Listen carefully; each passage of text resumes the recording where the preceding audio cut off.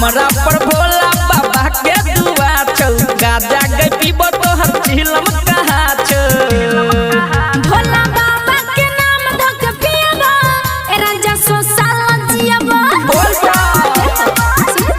हां हो हमरा चिलम में गाजा राजा पियबा तू सो साल जियबा साचो में खूब पियो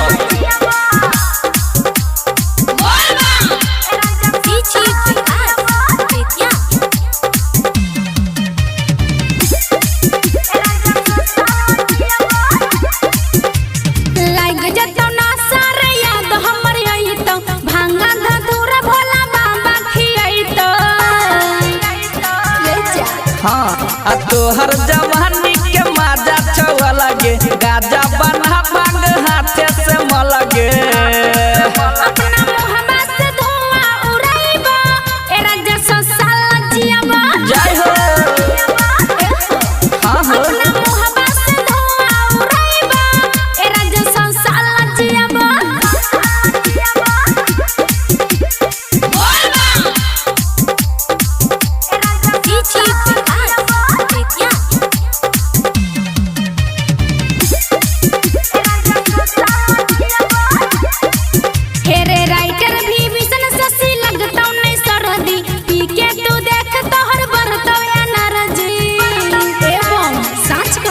अजय अकेला के पावर छै बेसी लाइने छै गह वाला सुध गाजा देसी